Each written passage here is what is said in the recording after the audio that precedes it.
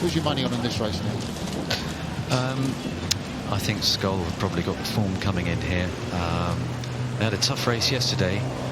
They were being led by Leander most of the way down the course and came through in the last couple of 100 metres. But of course, as you said, you know, they're the defending champions. Two of this crew have won the event before, and crew from Germany is younger, average age 19. Phelps, he's had his flag out twice already. He has, yeah. So that's Richard Phelps, actually. That's a bit familiar term, but the Henley steward and umpire who's stewarding this race, and it's a great start from both crews, isn't it? It is, and Potsdam and Münster have responded quickly and positively to that warning from Richard Phelps, and you can see they're very tight on the booms there, only a couple of feet away from the wooden demarcation of the course. And the water, Neil, it's really swelly for them, isn't it? It is swelly. They are, of course, on that station a bit closer to where the wash comes from. Handling it pretty well. Yeah, it's nice, isn't it?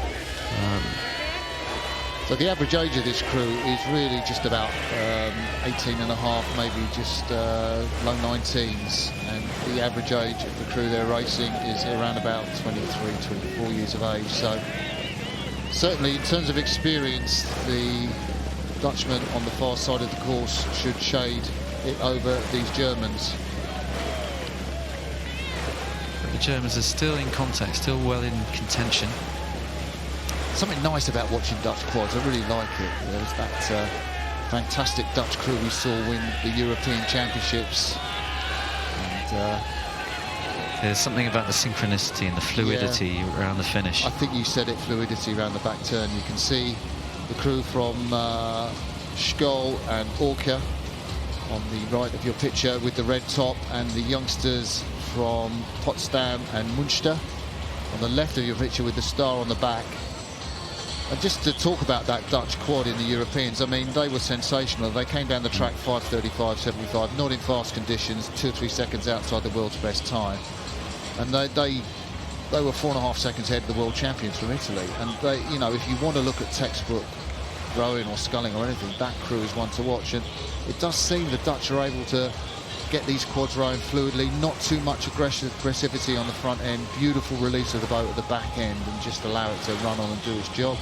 Yeah, just great example of relaxed, controlled application of power under pressure.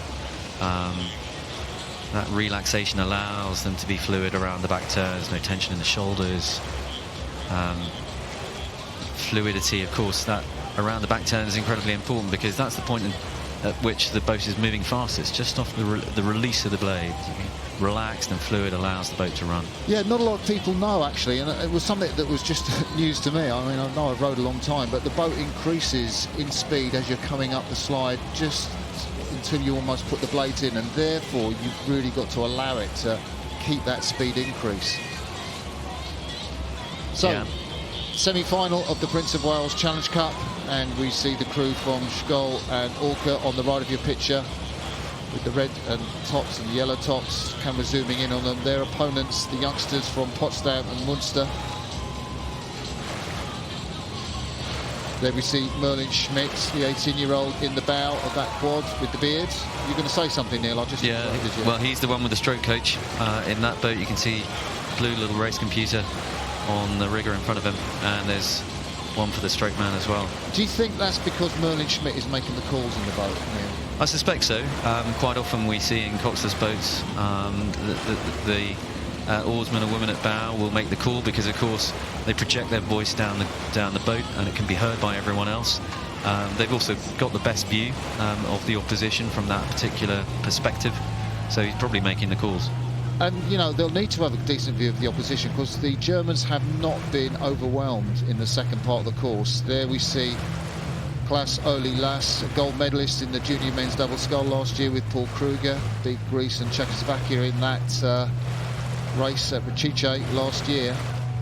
And there's another junior medalist in the bows, Merlin Schmidt of the German boat, and they are coming head to head with the Dutchman in the last third of the course, Neil. Yeah, they're still in touch. I think they've acquitted themselves very well so far in this race. Certainly didn't have quite such an impressive time in yesterday's quarter-final. but they're well in touch, and wow, look at that, beautiful. Look at the reach that they get around the boat. That is a fantastic shot, isn't it? it is, and The cohesion and the leg drive. this overhead shot is fantastic at showing the synchronicity being, you know, the essence of rowing. It's all about doing the same thing at the same time, and there we can see a perfect example of it. Oh, I just love looking at that shot because it's so quick, it's so fast moving, it's so fluid. See the two men in the yellow shirt, Joscha Feder there. Sorry, not Joscha Feder, I'm talking about the two men in the German boat, Guido de Rita, 92 kilos, big lad. Double winner of the Theta Hofgezeite in the men's single, prestigious Dutch rowing event, and I think the Dutch have seen off the challenge from the German crew. They challenged a little bit around about Remmenham Club, but I think they've run out of steam, Neil. I think they have. I think while we had that overhead shot, they moved nicely ahead. I like their steering as well. They've been tight on those Berkshire booms. When I was coxing at Henley on the Berkshire station, always try to stay very close. And they're coming up to the finish line now, so that's Skøll and Orca win their semi-final of the Prince of Wales Challenge Cup from Potsdam and the Ruderverein Münster. And they will go to face either the Navy or Edinburgh University of Nottingham in tomorrow's final.